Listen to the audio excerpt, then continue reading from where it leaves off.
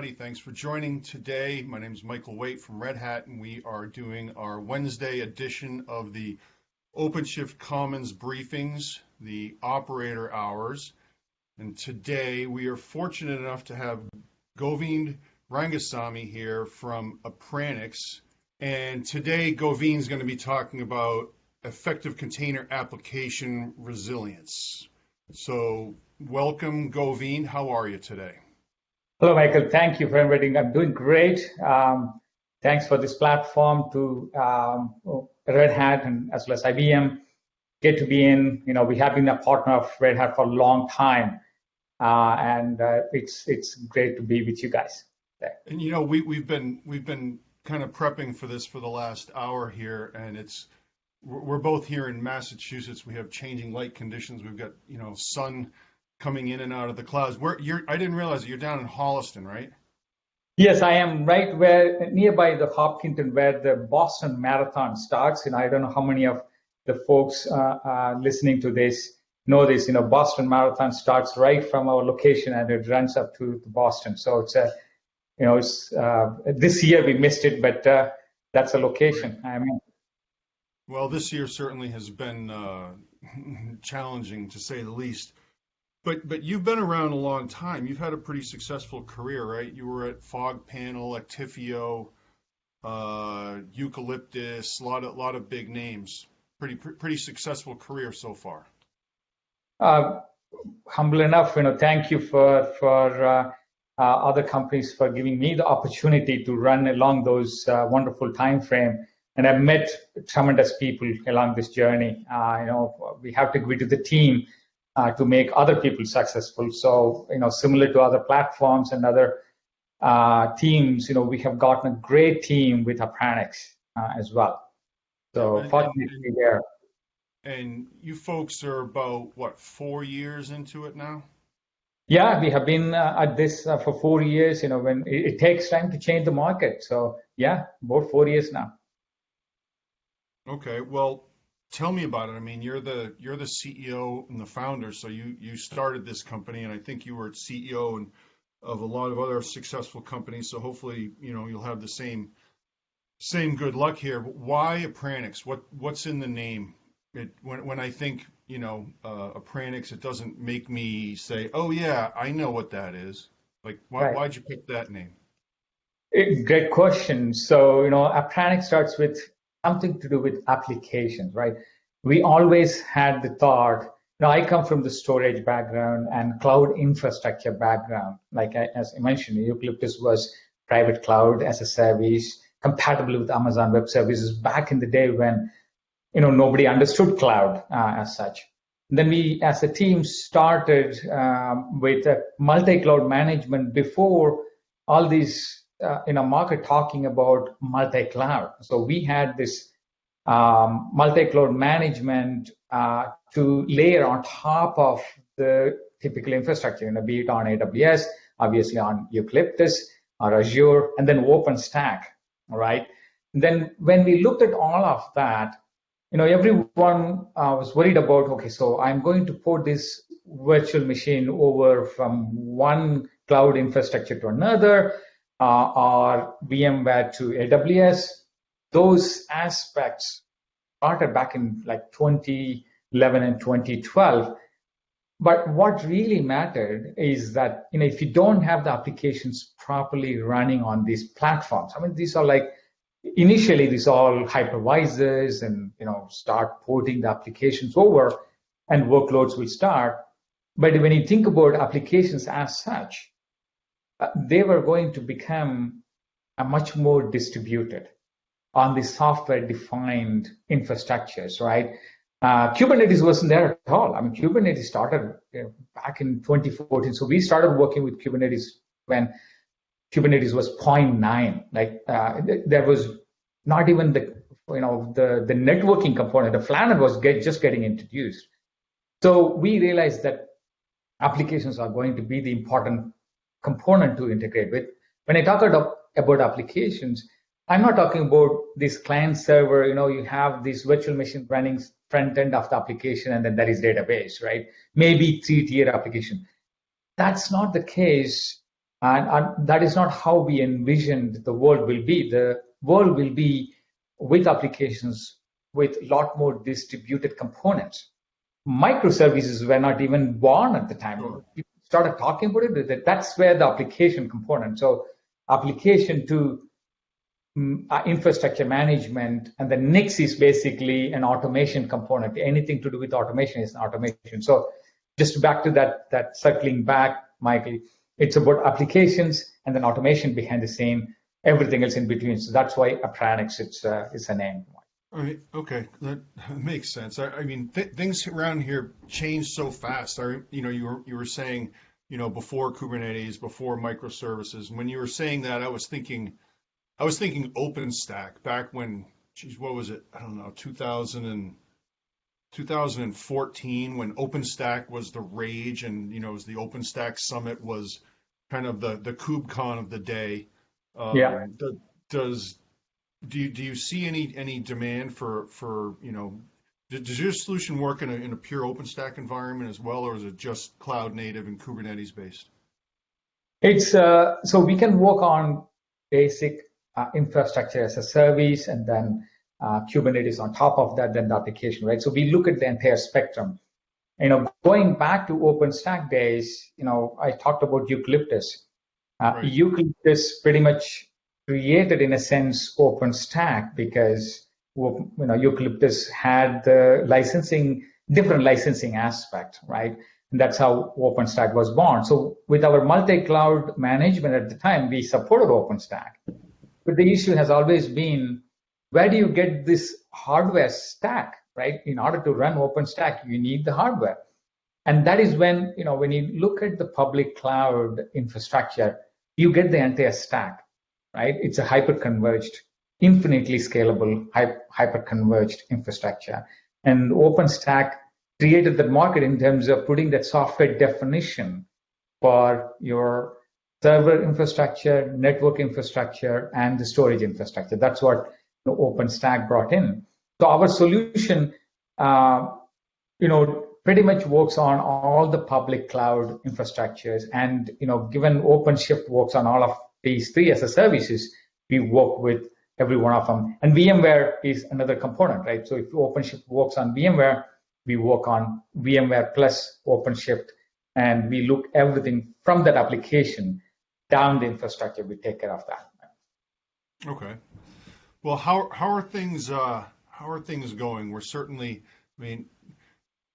normally it'd be like, okay, you're 4 years into it. What's your exit strategy? Are you going to IPO?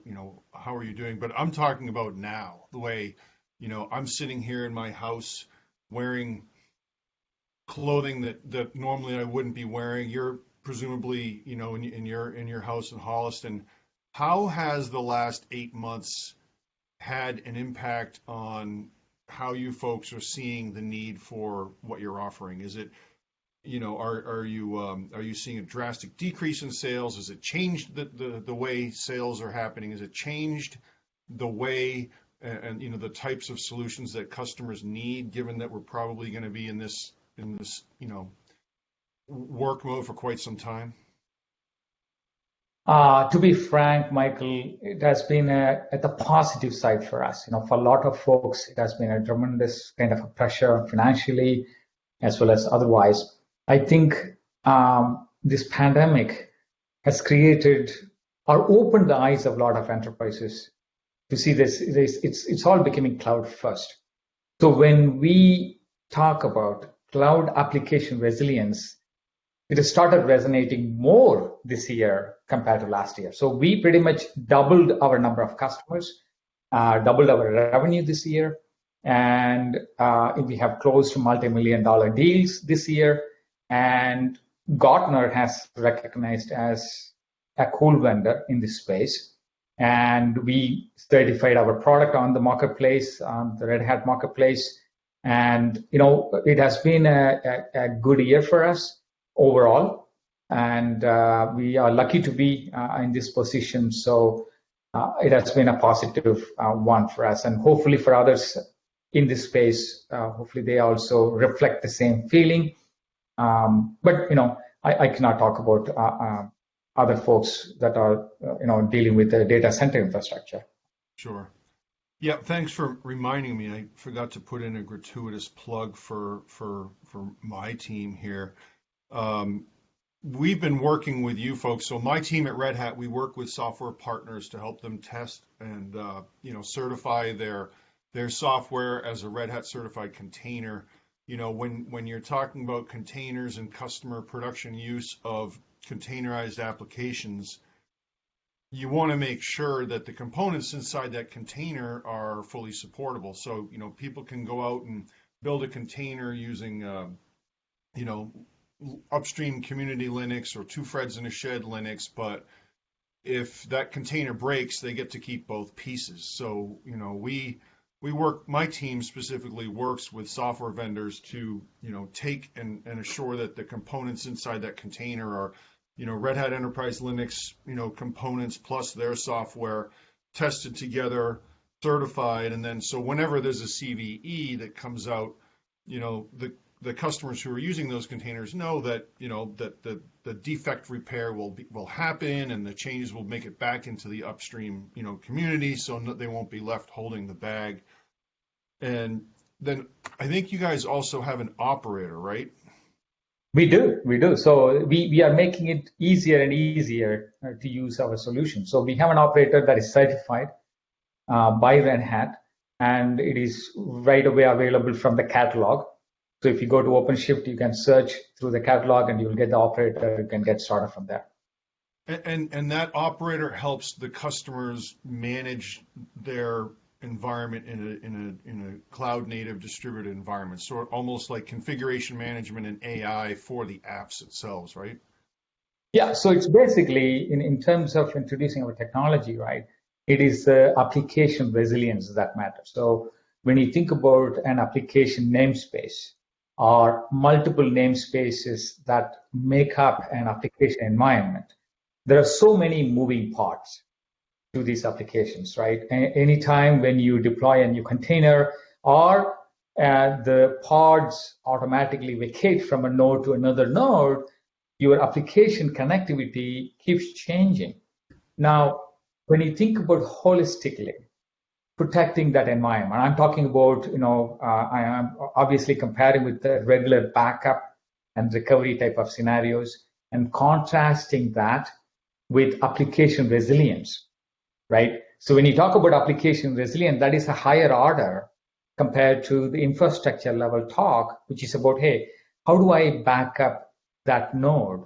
How do I back up this particular VM that is running a set of pods, that is running a set of containers? So when you think about that, it's a different approach, but the problems are same, except that we look at the entire environment, entire namespace, and also we look at from the entire OpenShift perspective. So that's the difference. And from that point on, you talk about any SREs that are managing application-specific infrastructure, combining multiple microservices running on OpenShift platforms.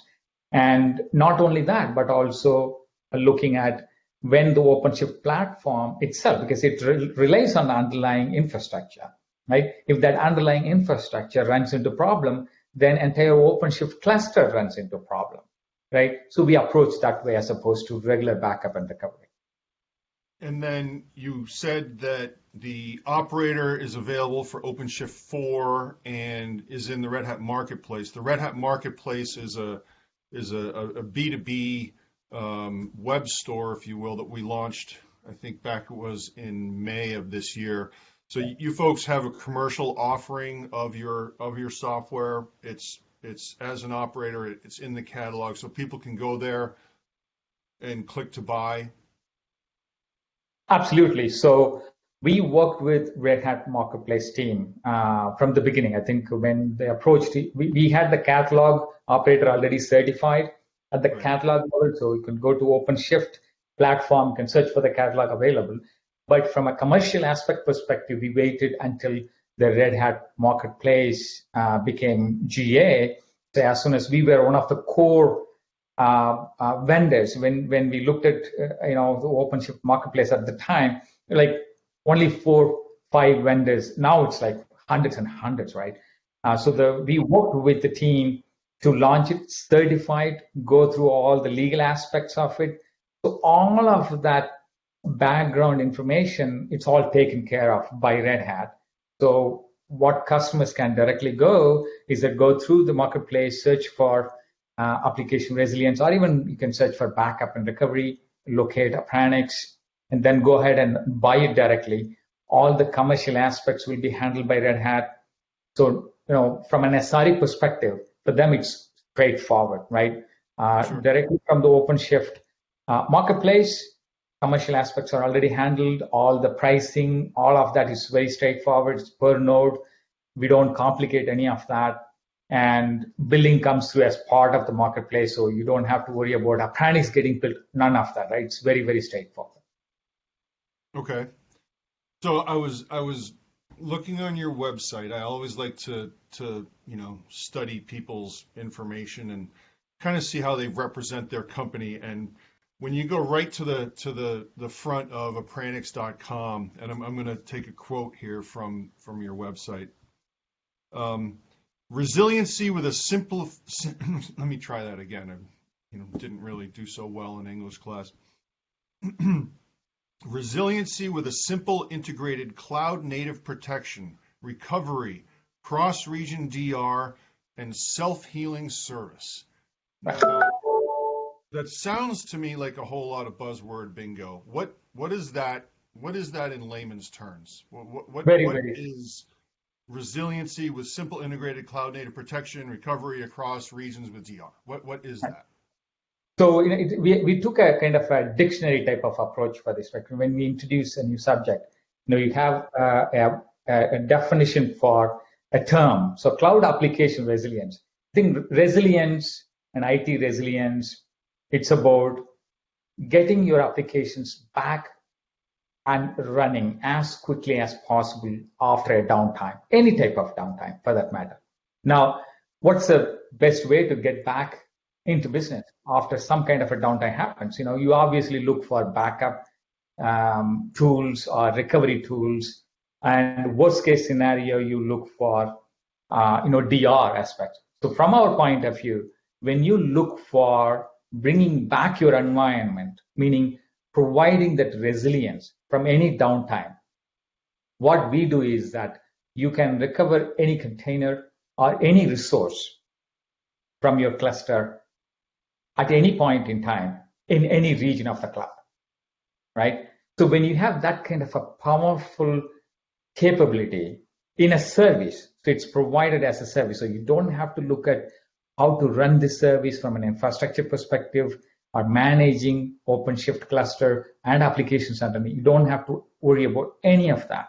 All you have to worry about is, can I bring back my application, the rest of the infrastructure, even though it is complicated, moving, dynamic, all of that, can I bring back any of that infrastructure, resources at any point in time in any region of the cloud? That is so powerful, right? And that is the message that we convey.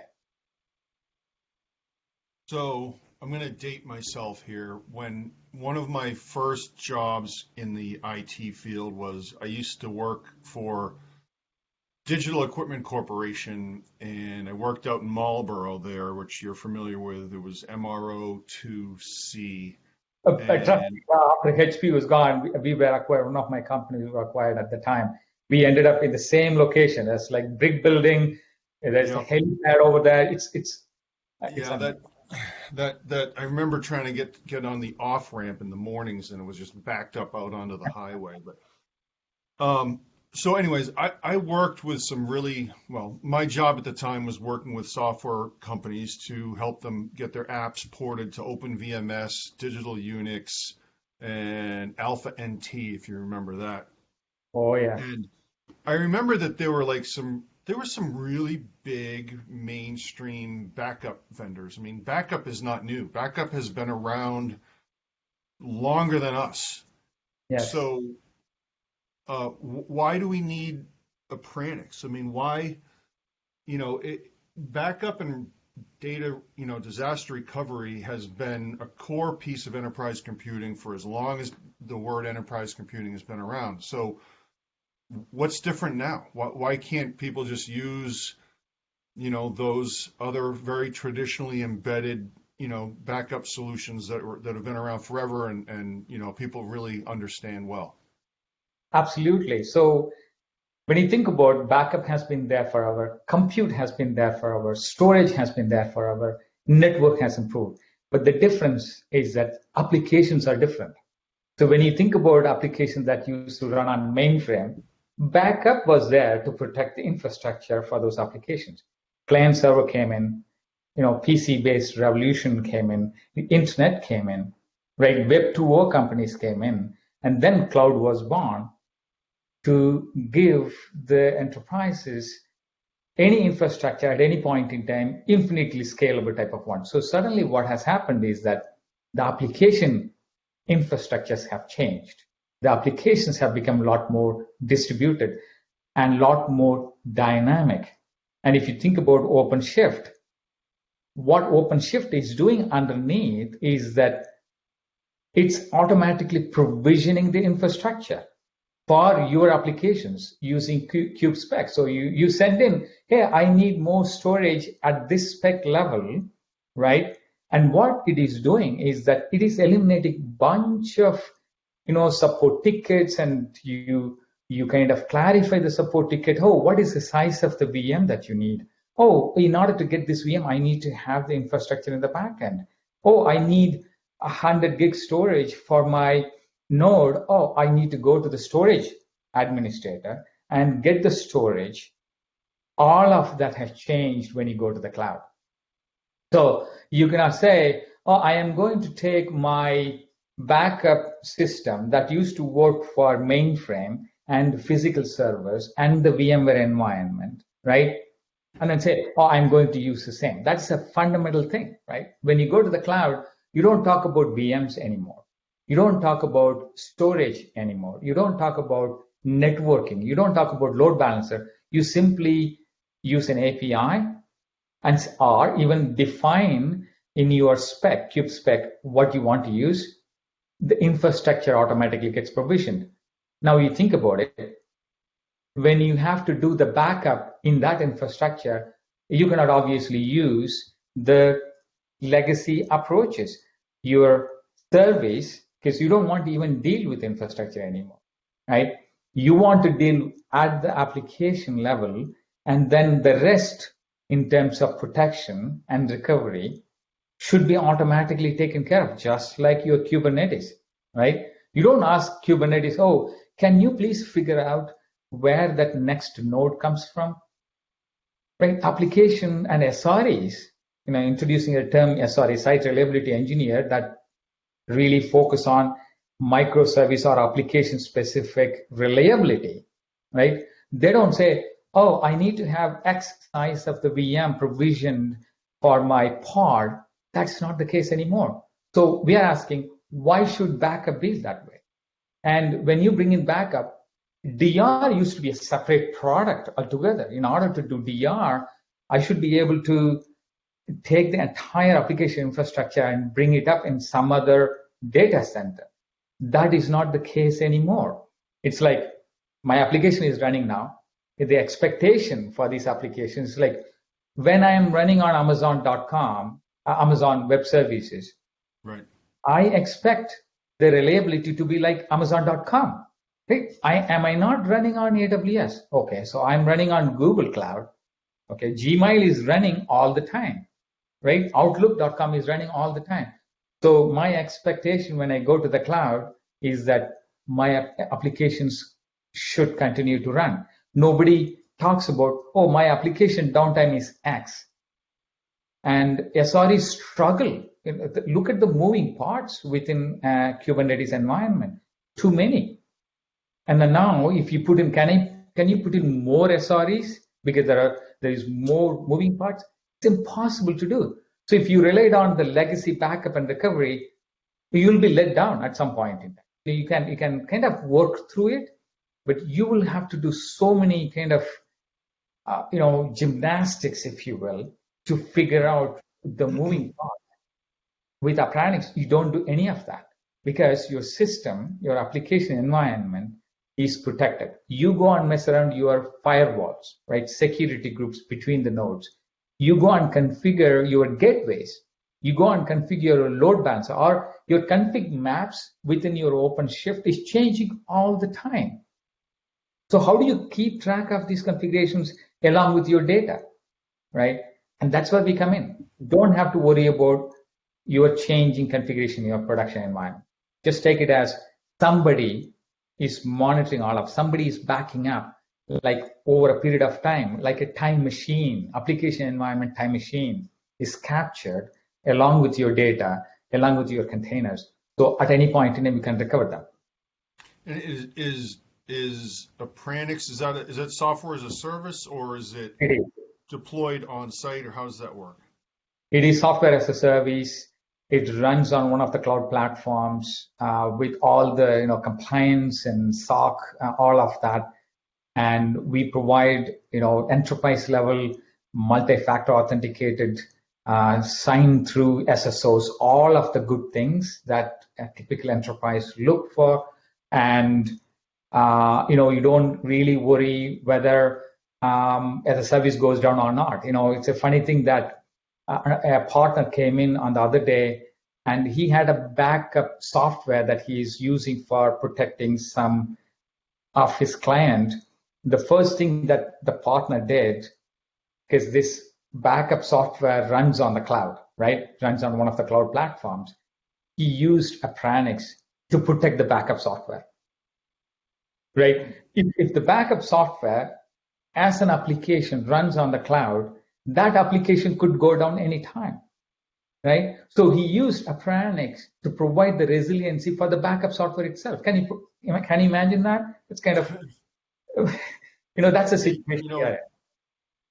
Good creative thinking. So if you have hundreds or thousands of nodes and pods and, applications distributed across multiple clouds, because, OpenShift allows developers to build it once, deploy everywhere. So, being sort of the layer of abstraction between all the clouds, hybrid applications, containers, cloud infrastructure, what is that? What can you talk about hybrid applications? I mean, people talk about hybrid cloud, multi-cloud, on-premise, but what's a hybrid application? Fantastic question. So if you think about applications moving to the cloud platform, right? They move to the cloud platform, shutting down their data center. That has only accelerated during this COVID time. When you go to the cloud, you are taking your application front-end components, your microservices, right? So you are splitting out in terms of service protocols, making sure that individual services talk to each other with a clear spec.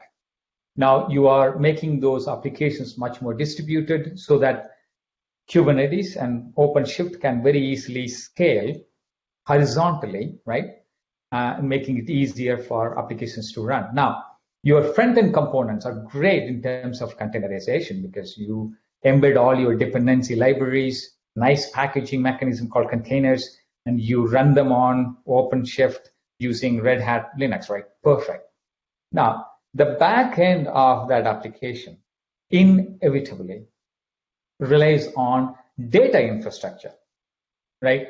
The data infrastructure is also changing. It is not like, a client-server application relying on Oracle database anymore, right? And every microservice has its own data infrastructure. You could be using MongoDB. You could be using Cassandra for something. You could be using a very simple file-based database, right? Or you could be using Cloud RDS, relation database services, because databases need their own maintenance schedules and upgrades and all of that. And a lot of these enterprises are offloading that work, right, after moving to the cloud to the cloud platform providers, right? So you have Cloud SQL, you have RDSs, you have Aurora, you have serverless databases, Aurora serverless, right? You have Redshift, you have you have unlimited possibilities for the data infrastructure, right? And then you end up consuming other services. So when you have an application defined as the front-end application, very dynamic, running on OpenShift, then you have the data infrastructure running on, RDSs of the world or serverless databases. Suddenly you have something called a hybrid application, right? An application dynamic enough and allowing the DevOps pipeline to change and deploy the changes or the feature requests really, really fast at the container level. And then you have the data infrastructure in the back end, going slower, a different pipeline, different DevOps pipeline, right? Changing differently. Now, if you think about that environment, is what we call it as a hybrid application. Now, when you think about backup and recovery for the entire environment, what do you do? There are too many moving parts, and not a single SRE can really comprehend the entire infrastructure, right? Think about when you say SRE, I love acronyms just as much as the next person, but for everyone, why don't you share with us what an SRE is? Oh, yeah. Thank you for asking that. So site reliability engineering as a concept, as a new way of managing the application infrastructure. Right. So when you go to, in the data center, it's all operations, the system managers, system operators, and so on, right? Then cloud operations came in. Cloud operations, is about taking care of the VPC, virtual private cloud, taking care of the networking infrastructure and all of that. And slowly the world has moved to application-specific infrastructure, call it as a microservices infrastructure, and a particular site reliability engineering person will take care of that application-specific infrastructure, providing reliability for that application infrastructure. This concept overall came in because Google started kind of pointing out, how they ran their infrastructure, their Google infrastructure in the backend, right, for applications. And industry has caught on, particularly, along with, Kubernetes, that idea has caught on more and more. But when it comes to backup and recovery, we highlight site reliability because we are covering the entire environment, but that is useful for backup administrators or disaster recovery administrators and so on. Okay. So I think you said you've got a demo. We've been kind of talking all around this, and I think it would be a good idea to let's just take a look and see what it is you're talking about. Absolutely, Michael. So I'm going to just introduce the concept. I know we talked certain aspect of cloud application resilience, how the old backup and recovery systems are not sufficient. And then given the time frame, I looked at the possibility of demoing live. I typically do that during the webinar. For this particular situation, I have recorded one of the effective application, container application webinars. So I will cut through that at the end of this presentation. So if you look at what we're talking about, and you take an OpenShift environment, people go to OpenShift or overall container-based applications, and they are going to grow multifold. And all these namespaces and various application environments, the potential possibilities are, fast application delivery. That's a no-brainer, not a problem. And better infrastructure utilization, when you can pack so many containers on a single virtual machine, that's perfect. The utilization always kind of changes. The virtualization era promised the utilization of hardware better, but in the end, it achieved a lot. It simplified a lot, but at the end of the day, from an application perspective, the control wasn't completely given to the application developers. So, OpenShift and the underlying Kubernetes environment promises that along with containers. And they are all running, as I mentioned, on the cloud infrastructure. I'm putting two of the infrastructure. I didn't have time, space for adding more. But if you think about it, that infrastructure, believe it or not, runs on a lot of the services that are actually honestly taken for granted nowadays, right? People take it for granted that I can create an instance. I can create a volume at any point in time. And there is a whole lot of virtual private cloud infrastructure that a team within enterprise puts together. And then you have load balancers, you have auto scaling enabled behind the load balancer, believe it or not. That has to grow. And then when you put OpenShift has to scale that machine level scaling for the nodes so that your parts can be vacated at any point in time and moved over as a bunch to another node because that particular node is running out of infrastructure. So that is the complexity of it. Can I ask you a question about if you can go back one for a second? Absolutely, yeah. Specific to the cloud data stores, and you folks are as a service. If customers are running any one of the cloud native databases that are out there, Gigabyte, NuoDB, Crunchy, Cockroach, do those vendors need to do anything to their applications in order to be managed and backed up by Appranix? No. So what we do is that we directly go to the cloud account, if you will, right? We ask for a few permissions from our service perspective. It's very standard in terms of the discovery. And we have been certified by the cloud providers, Google as well as AWS, from a security perspective. It's very, very, very standard permissions level, service account level permissions.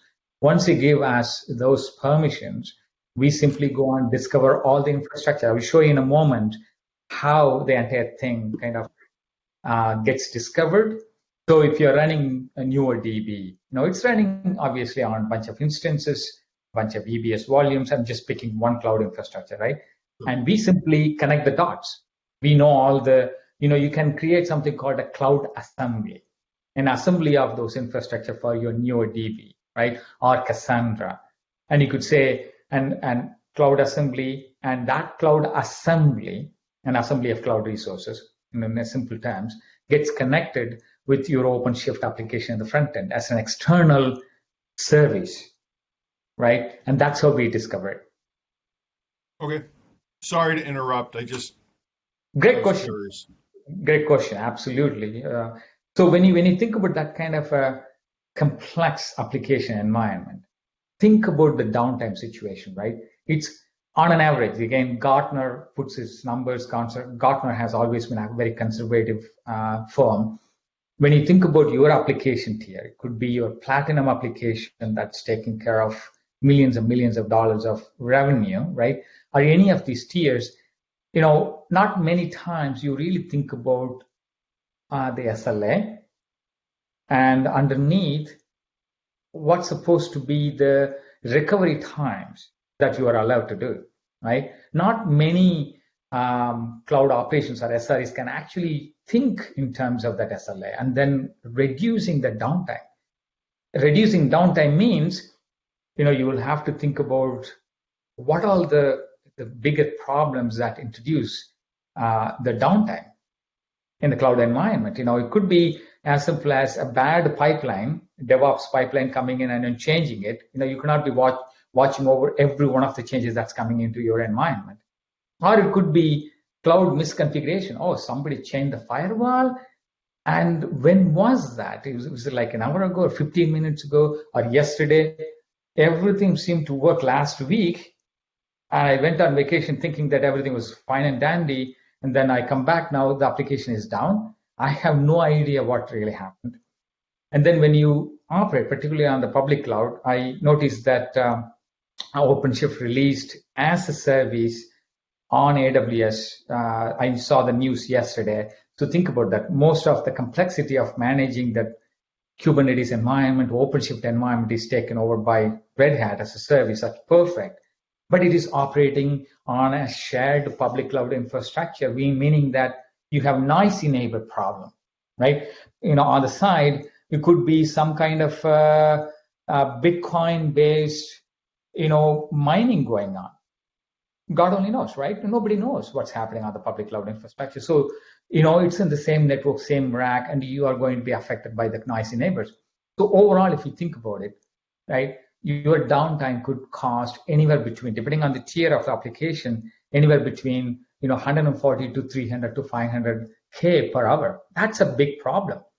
And if you relied on the traditional backup and recovery, right, and those recoveries do not offer recovery for network, load balancers, firewalls, right? Even if you brought back your application nodes, they don't talk to each other. So how would your application come up? And on top of that, they introduce this lock-in mechanism. They are capturing the data, right? In the data center, that is okay, because there's so many storage vendors. You pull the data, and then you keep it in a backup environment, secondary storage, if you will. But when you go to the cloud, you are running on the same storage engine, EBS or persistent disk or blob storage. And why suck the data out and put it in another data store and slow down the entire process when your application is done? It doesn't make any sense. So on top of that, you don't really understand the dependency mapping between the components because, like you mentioned, why can't we use client-server era created backup and recovery tools in the cloud native world? I mean, when the infrastructures change, there was no Kubernetes, there was no OpenShift at the time, right? And now there's OpenShift with the changing infrastructure. There's no point in using similar architecture, or just because I protected virtual machine, now I can protect containers.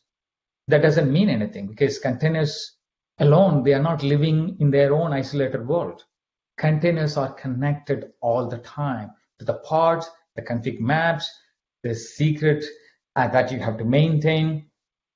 And I'm not even talking about the certificate nightmare that you have to manage, right? All of that won't come in easy. And then when you try to recover that infrastructure, if I go and recover one after another, even if I group them together, 100 virtual machines, 100 nodes come up together, I don't know the configuration. How fast can I recover from the environment? You need to use infrastructure as code. Who writes those infrastructure as code? That's too complex. That's why Gartner is saying, even if you started with some kind of a backup, right? It's better to look at your entire application environment, look at from an application resiliency perspective, right? And things will become a lot more clearer. And yes, you have to do backup. Yes, you have to do disaster recovery. These are like, yes, it's a table stakes, right? At some point, the people will start talking about backup, right? Backup is a chore. I have to do it. Let somebody else do it. Some service take care of that. Let me worry about application resilience, right? So that's the aspect that we talk about. And when you think about Appranix, forget about all of that, infrastructure level talk, nomenclature. You don't talk about VMs, you don't talk about nodes. You talk about how do I protect that application environment, right? Virtual machines, containers, combination of those. That's what we call as a hybrid applications, containers plus infrastructure, OpenShift running your container world, and the rest of the infrastructure. So we look at, when we discover that infrastructure, we discover everything within that application environment, the connectivity between the components of that environment, right?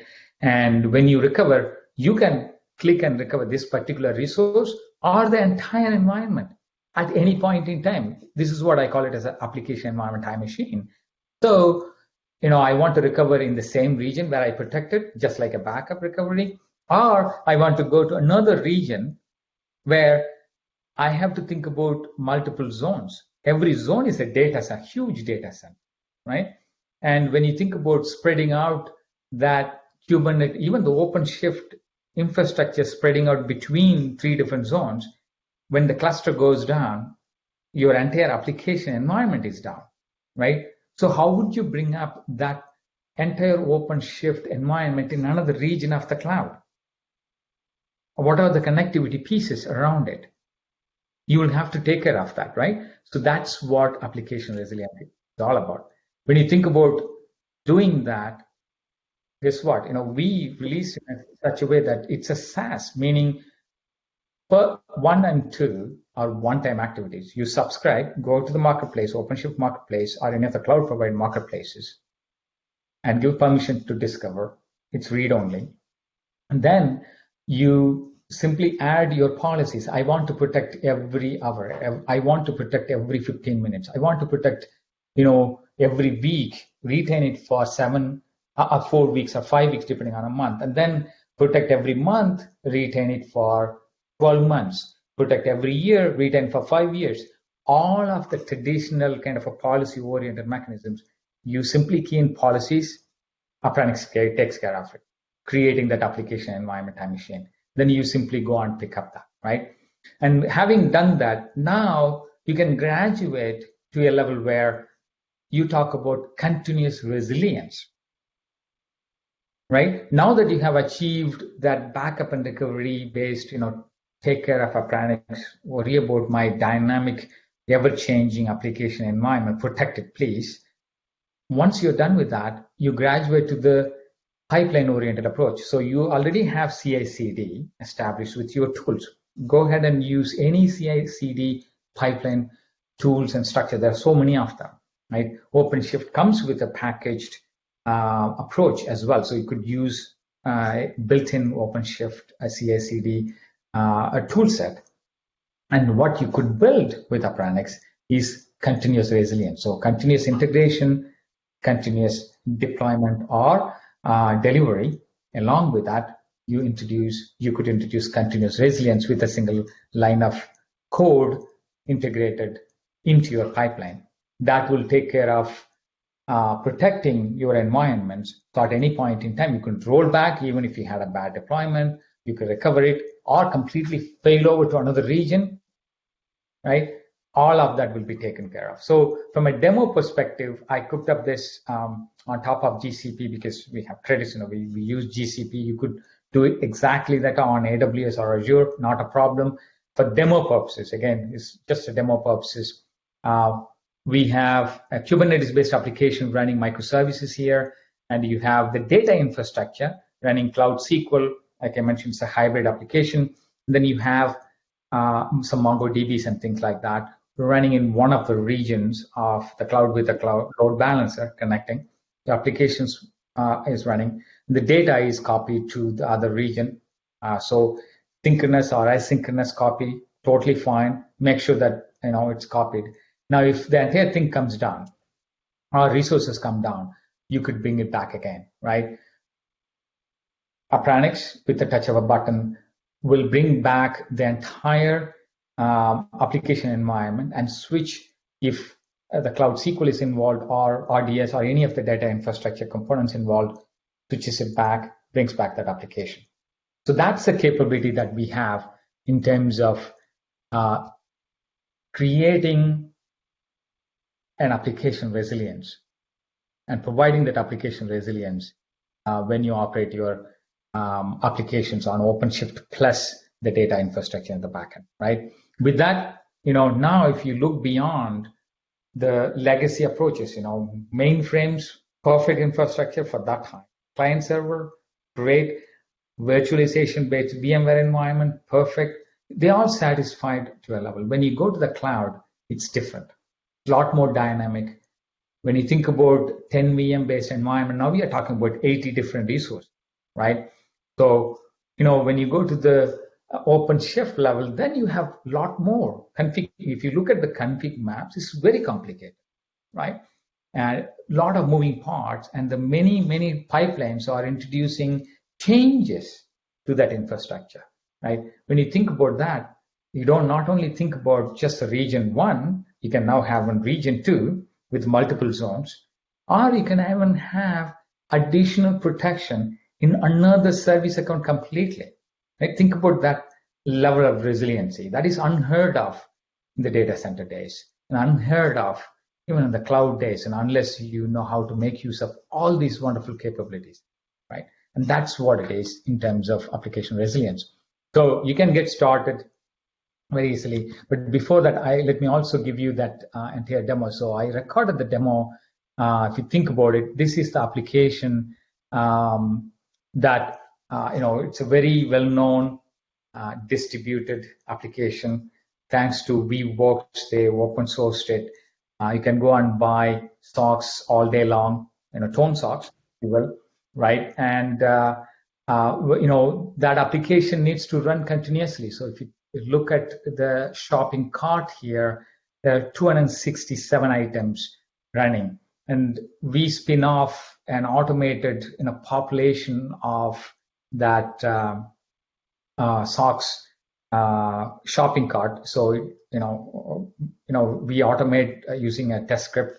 It keeps filling up that shopping cart item. So to simulate that, your e-commerce application runs continuously, and in the back end, that application looks very, very dynamic. If you look at the complexity of the application, it runs on the data infrastructure with the dual node, but that application has so many moving components. If you look at the dynamism of that application is pretty complex, right? It keeps changing. If you look at the processes, that's the type of application that you see on the application environment perspective. But if it comes down to protecting that environment, as I mentioned, Sock Shop is that application name.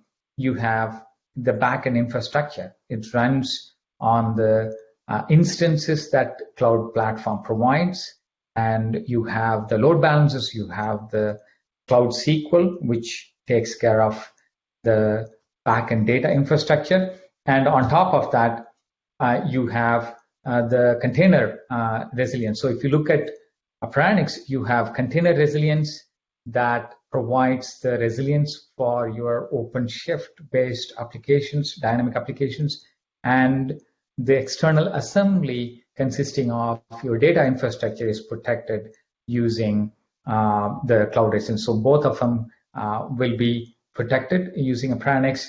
This is what I call as a hybrid application. And in that hybrid application, if you think about it, at any point in time in the timeline, we call it as an application environment timeline, Appranix automatically captures that timeline, and you can go and say, recover the entire cluster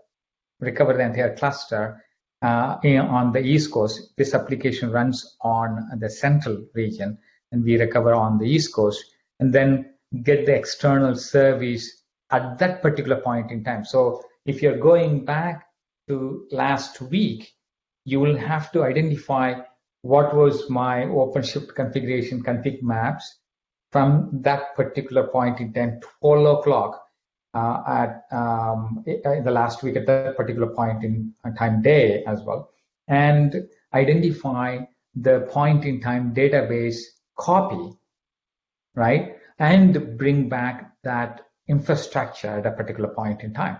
So when you think about it, it's very complex and so many moving parts, so many different configurations, right? And operations folks do not have time. Even if you put the operators together on the OpenShift, you will have to deal with a bunch of operators, right? With Appranix, single operator connected to our service takes care of all the complexities for you. So when an application is down, all of the backend, if you think about it, Kubernetes engine in the backend automatically brings back.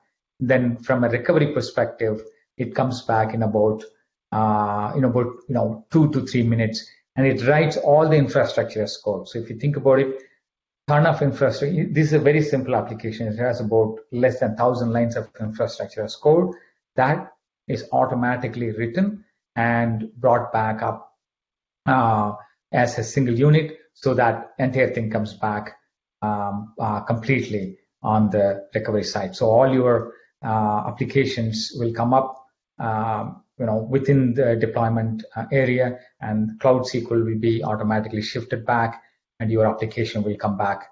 And your cards, if you look at the engine in the backend, it will come back as well. So, hey, Govind, yep. You were talking about the importance of time in your demo right there. I do want to point out that we have just a little under 2 minutes left.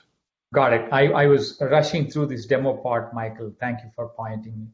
Sure. We have only 2 minutes. So the point that we want to convey is that you are putting together as a customer of OpenShift a complex and dynamic application infrastructure, right?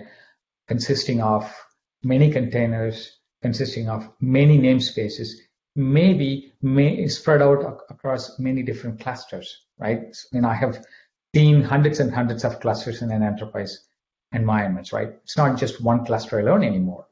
And when you run that kind of a complex application, that is one level of complexity. You'll have to worry about the skill set for your SREs or operations folks. And second of all, think about the application complexity going down into the data infrastructure, right?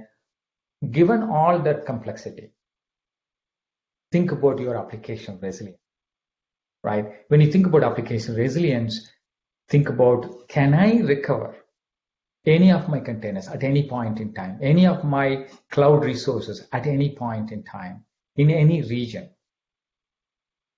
And how fast can I recover really defines the capability for your teams to recover from the downtime. And then downtime really costs a lot of money depending on your application types. So, that's the difference that Appranix brings in. Going to go back to that naming, Michael, that Appranix means applications to start with, right? And we look from the application down to the infrastructure, and how we can provide application resilience is all we talk about, breathe and die on, right? Yes, backup is necessary. We take care of that. Yes, disaster recovery is necessary. We take care of that, right? And all you have to worry about is applications. Is my application resilient or not? So let me stop here and see if there are any other questions from you, Michael. It has been a wonderful experience talking to you. I don't have any other questions. I know that I kept interrupting you here and there, but it was pretty interesting talk track. So please stop by the Red Hat Marketplace. You can check out the Appranix certified operators there for OpenShift 4 in the marketplace.